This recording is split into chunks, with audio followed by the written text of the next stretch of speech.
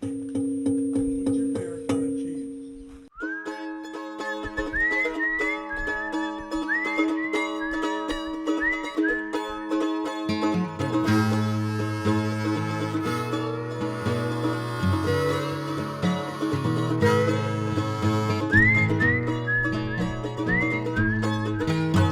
So we have it with crackers, we enjoy it on pizza. Mary, what exactly is cheese?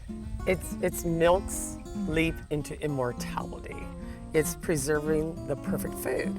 And milk has all the nutrition you need to stay alive. And cheese is a way of keeping it that way. And when you make cheese, you're controlling the situation.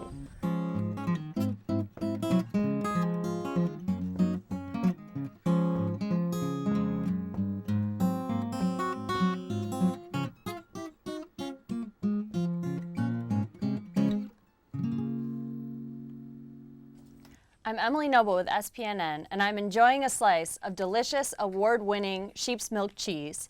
It was cave-aged. The flavors are amazing. They're dense and blooming and continuing to bloom as I'm talking to you right now. Where did I get it, you ask? I'm in the Trade Lake area of northern Wisconsin at the Love Tree Farm, and I'm sitting here with Mary Falk, who's going to show us how to make this cheese today.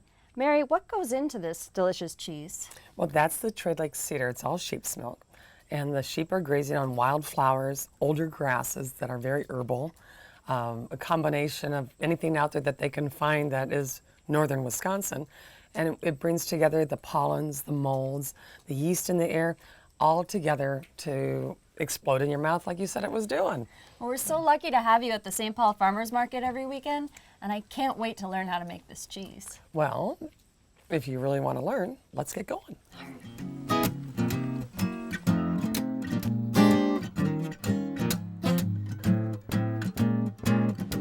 Emily, you wanted to know how sheep cheese is made. This is the first step in the process. All right. Oh, here he comes.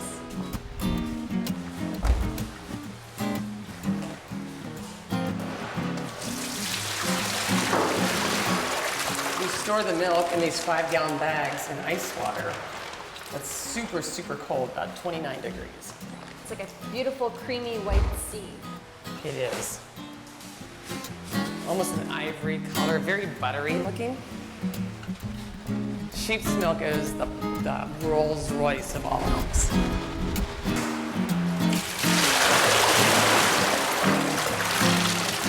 It's also all grass-fed milk. Again. Hold it in.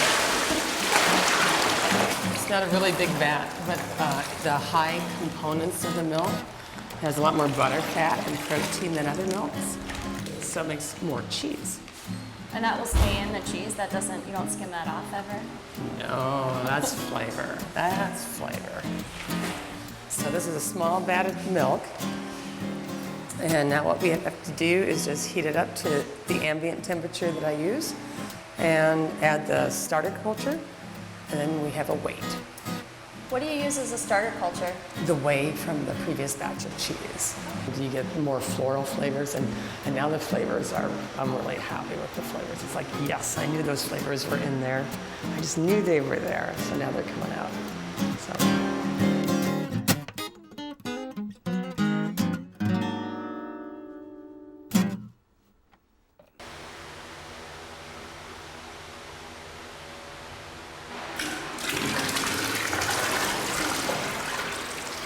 So what was happening there? It was a decision-making process. I was doing math. It looked like you were deep in meditation. That's what it takes for me to do math.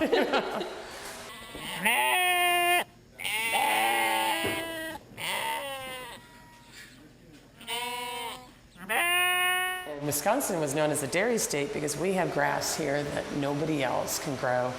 With irrigation, we have growing randomly in our roadside ditches. We have amazing grass, which makes great milk when the cows are grazing, and it turns the milk this really deep golden color, almost an orange, especially the Jerseys. So is that, you think, the secret to making good cheese? Good milk. Good milk. It's yes, there's no secret, it's just obvious. And what makes good milk? Good feed, good health, good environment, lack of stress on the animal, and obviously the breed characteristics. But you can have a really good breed of animal, but if you're not taking care of it, you're not going to get good milk. We usually do a figure-8 pattern when we stir, because it helps prevent the milk from slopping. We're just going to bring it to a certain temperature and then put the rennet in, and then it'll just do its thing. What actually is happening when it forms curds? Is it It's separating the protein.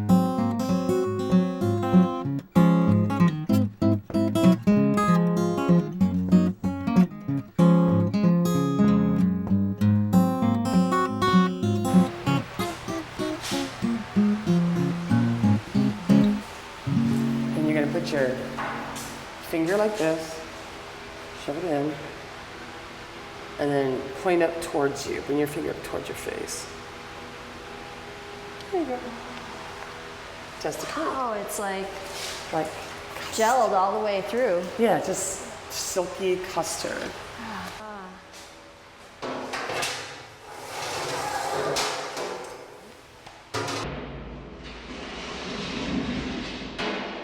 So what does the cutting actually do?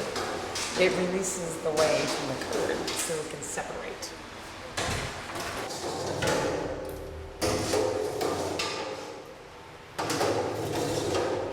We're going to wait for the curd to heal, and that'll be about between 5 and 10 minutes.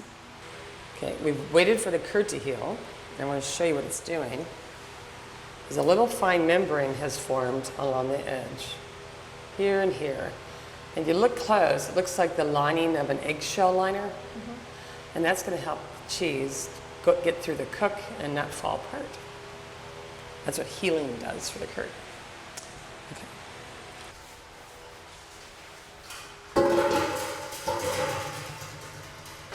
So what is that? This is a sieve. It's going to allow for the whey to escape from the vat without losing the curds. Put your hands in here and just run it onto the bottom and lift up the curd. Oh wow.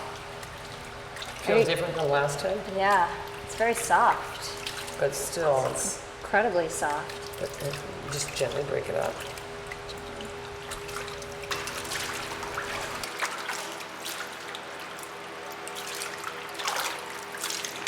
This is called the press. The press? This is the press. I'm gonna look for big lumps. Okay. The cheese, like here, look from the cheese set line like that. You want to just gently break that up. Okay.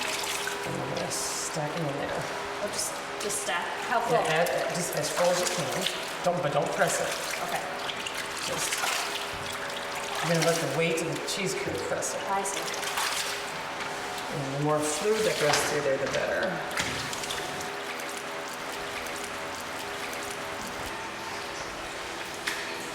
Has a lot of flavor. Sweet. So that.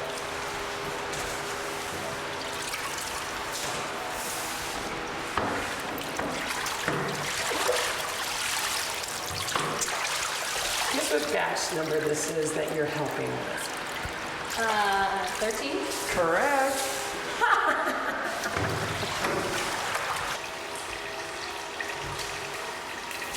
So just the weight of the cheese itself presses it down? Yes.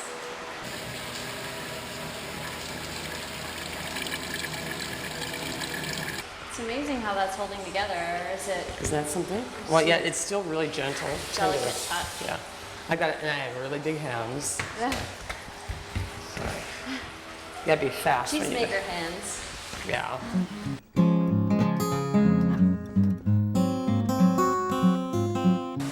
Okay, Emily, so we've made the cheese, formed it into curds, put it in its form, and now we're flipping it out because we have to salt the cheese.